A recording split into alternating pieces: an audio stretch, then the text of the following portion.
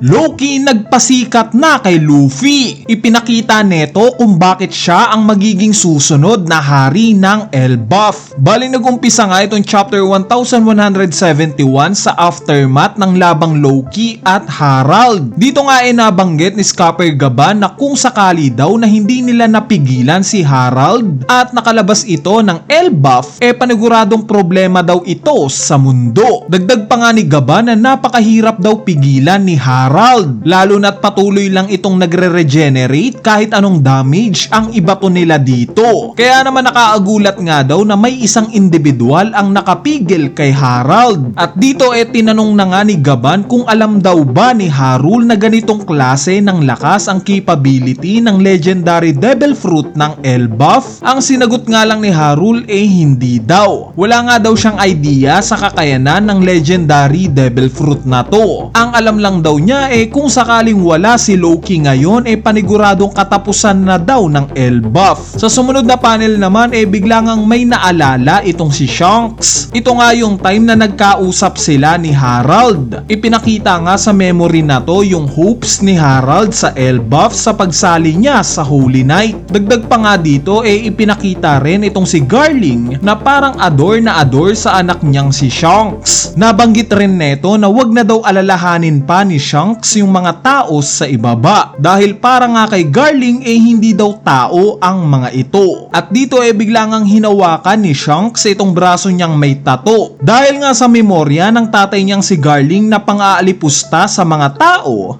parang gusto ngang putulin na lang ni Shanks itong braso niya. Kaya naman pinigilan nga siya ni Gaban. Sinabi neto na wag daw sisihin ni Shanks yung lineage niya. Nung marinig nga ito ni Shanks bigla siyang nag-breakdown. Galit na galit nga siya sa pagkamatay ni Harald. Since oo nga naman, ang alaala niya dito punong-puno ng pag-asa para sa Elbaf. Yun pala ito pang pagsali niya sa Holy Knights ang magiging mitya ng pagkamatay niya. Bali sinisisi nga ni Shanks yung sarili niya sa pagkamatay na to ni Harald. Kung naging mas mabilis nga lang daw siya sana. Pero ayaw nga ni Gaban na isiping kasalanan ni Shanks ang lahat. Nandito nga daw si Shanks ngayon sa harapan niya dahil may rason. Itong rason nga daw ni Shanks malalaman rin daw niya sa hinaharap. Sa sumunod na panel naman ipinakita itong malungkot at umiiyak na si Loki sa harap mismo ng tatay niyang bangkay na lang. Kini-question niya nga si Harald kung ganito daw ba ang magiging resulta kung mamahalin mo ng husto yung sarili mong bansa. Sa kabilang banda naman bigla ngang napunta yung scene sa Merijoa. Ipinakita nga si Im-sama na dinidescribe si Harald bilang isang rare giant at binigyan pa niya ng power up. Meaning halimaw daw on paper itong si Harald. Kaya naman nagtataka nga itong si Imu kung paano siyang napatay. Ano daw bang nangyari? Base nga sa appearance na itong si Imu mukha nga siyang hapong-hapo na para bang na-drain yung lakas niya. At dito ipinakita na nga itong mga Gorosei. Sinuggest nga nila kay Imu na gamitin daw nila yung Black Circle Star na pinroduce ni Harald sa Elbaf para magpapunta pa ng mga Holy Knights. Pero pinigilan nga ito ni Imu. At sinabing mamamatay lang rin daw yung Holy Knights na ipapadala nila kung sakali. At dito patuloy ngang kinukundina ni Imu yung mga aksyong ginawa ni Harald. Na kesyo itong si Harald daw hindi normal na ancient giant. Dahil unlike nga sa race niya na may dugong mga mandirigma, mas inatupag pa nga daw na itong si Harald na makipagkapwa-tao sa ibang lahi. Meaning umpisa pa lang daw hindi na compatible si Harald na maipag-alyansa sa world government. In fact, hindi nga daw meant to be na maging hari ng Elbaf itong si Harald. Kumbaga ang nasa isip ni Imu hindi ganito gumalaw similar kay Harald yung mga nagdaang hari ng Elbaf. Dahil yung kilala niyang mga hari ng Elbaf ruthless at puro gera ang nais. Dagdag pa nga ni Imu na hindi na daw maikipag-affiliate pa ang world government sa Elbaf dahil sa history neto na pagkakaroon ng koneksyon sa D-Clan.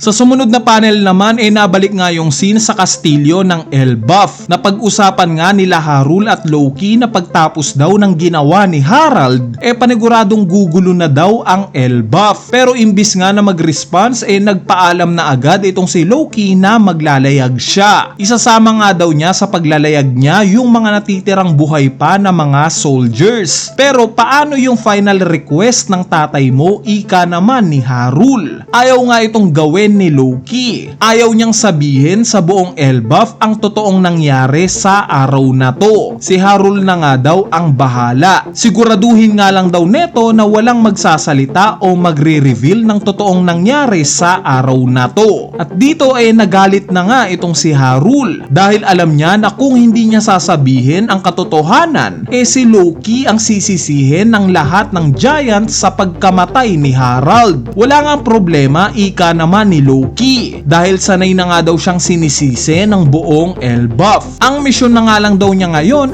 yung isettle yung mga regrets ni Harald. Meaning gustong kalabanin directly ni Loki ang world government na siya namang ikinatakot netong si Harul. Kinagulat naman nila Shanks at Gaban itong desisyon ni Loki. At dito na nga tayo nabalik sa present time kung saan nagsasalita na currently itong si Loki. Nabanggit nga niya kay Harudin na nung time daw na bumalik na siya sa Elbaf at binrandingan na daw siya bilang mamamatay tao wala na daw siyang magawa sa narrative na to. Hindi niya na daw ito pwedeng i-correct pa dahil oo nga naman. Alangan naman daw ipagmalaki niya na pinatay niya yung tatay nila. Kaya naman tinanong nga ni Loki si Harudin kung yung ikinuwento niya patungkol sa naging sitwasyon niya at sa tatay nila sa tingin daw ba ni Harudin na kaya netong sabihin ang katotohanan sa buong Elbaf?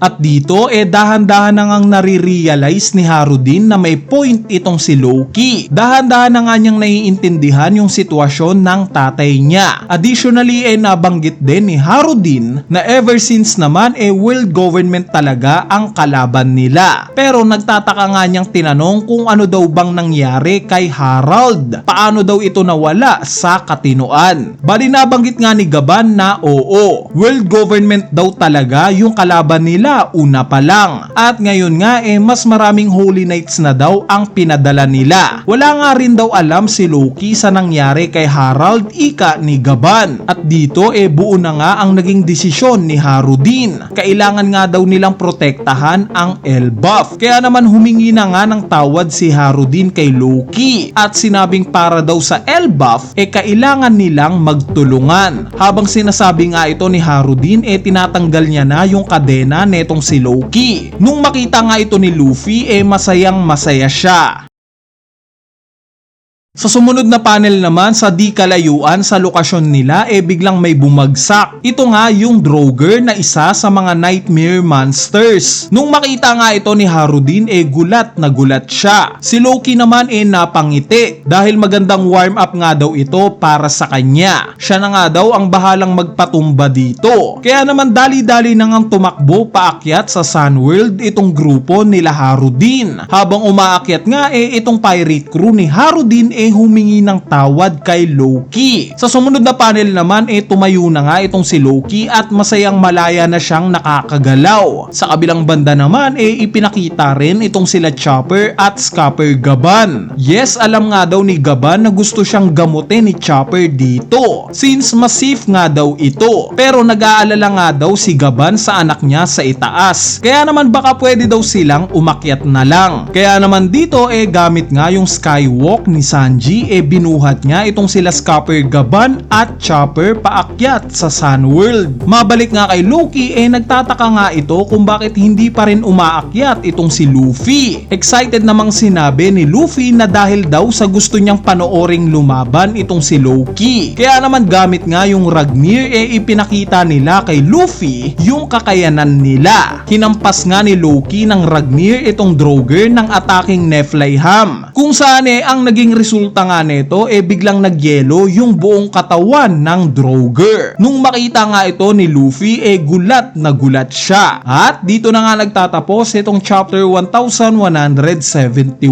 Bali yung analysis nga para sa chapter na to as usual, i-upload natin sa susunod na video natin. Kaya naman stay tuned lang sa channel natin. So yun lang, peace!